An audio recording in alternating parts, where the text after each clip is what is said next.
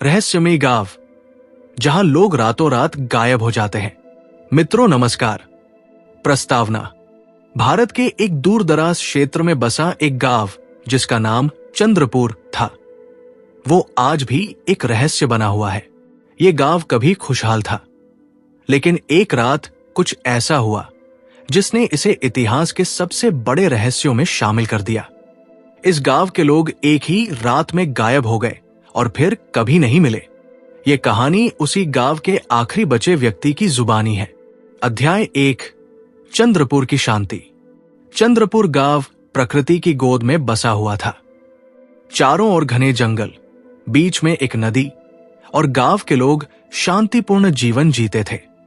यहां के लोग मेहनती थे और उनकी जिंदगी कृषि पर निर्भर थी। लेकिन एक चीज जो इस गांव को बाकी गांवों से अलग बनाती थी, वो थी यहां के लोगों का एक अजीब नियम। सूर्यास्त के बाद कोई भी घर से बाहर नहीं निकलता था। बुजुर्ग बताते थे कि कई साल पहले एक अजीब घटना हुई थी, जब एक आदमी रात में जंगल की तरफ गया और फिर कभी वापस नहीं आया।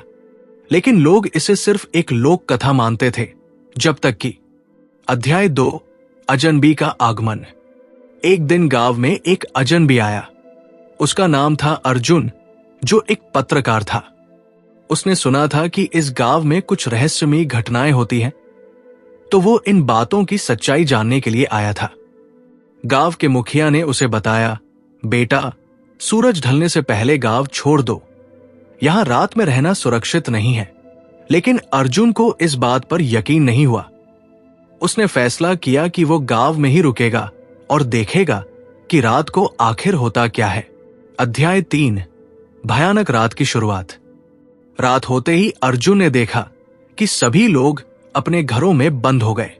पूरे गांव में अजीब सन्नाटा था, जैसे कुछ बुरा होने वाला हो। अर्जुन अपनी कैमरा लेकर बाहर निकला और गांव के चारों ओर घूमने लगा। रात के करीब 12 बजे अर्जुन को दूर से किसी के चलने की आवाज आई। जब उसने टॉर्च की रोशनी डाली तो उसने देखा कि गांव के कुछ लोग नींद में चल रहे थे। वे बिना रुके जंगल की ओर बढ़ रहे थे। अर्जुन ने उनका पीछा किया, लेकिन जब वे लोग एक पुराने कुएं के पास पहुंचे तो अचानक हवा में घुल गए। अर्जुन अपनी आंखों पर यकीन नहीं कर पा रहा था। अध्याय 4, सच का पता लगाना। अर्जुन ने अगले दिन गांव के बुजुर्गों से इस घटना के बारे में पूछा। उन्होंने बताया कि यह गांव एक प्राचीन शाप से बंधा हुआ है।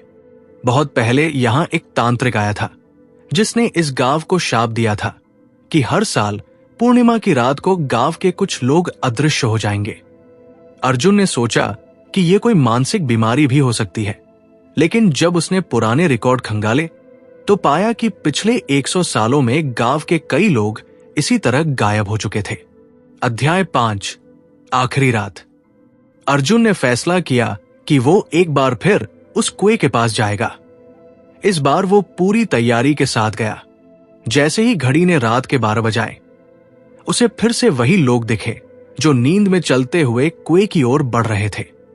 अर्जुन ने उनका वीडियो रिकॉर्ड करना शुरू कर दिया, लेकिन इस बार कुछ अलग हुआ। अचानक हवा में अजीब सी गूंज सुनाई दी और अर्जुन को ऐसा लगा जैसे किसी ने उसके कंधे पर हाथ रखा हो।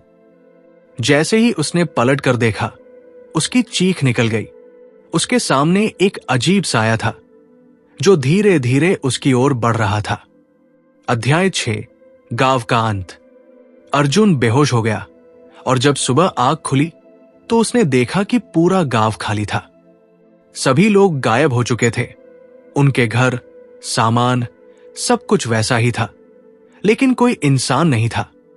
अर्जुन किसी तरह वहां से भागकर शहर पहुंचा और उसने अपनी स्टोरी प्रकाशित की, लेकिन सरकार ने इस घटना को एक अफवाह बताकर दबा दिया।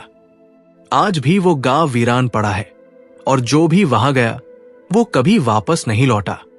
अध्याय 7, नए साक्ष्य। कुछ साल बाद अर्जुन की रिपोर्ट को फिर से खोजा गया जब एक वैज्ञानिक टीम गांव की छानबीन करने पहुंची।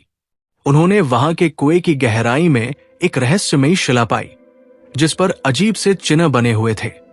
वैज्ञानिकों का मानना था कि ये कोई प्राचीन सभ्यता की निशानी हो सकती है। लेकिन जैसे ही वे उस पत्थर को छूने वाले थे, टीम का लीडर अचानक बेहोश हो गया। जांच के बाद पता चला कि उस पत्थर पर किसी अज्ञात ऊर्जा का प्रभाव था जो इंसानों को सम्मोहित कर सकता था।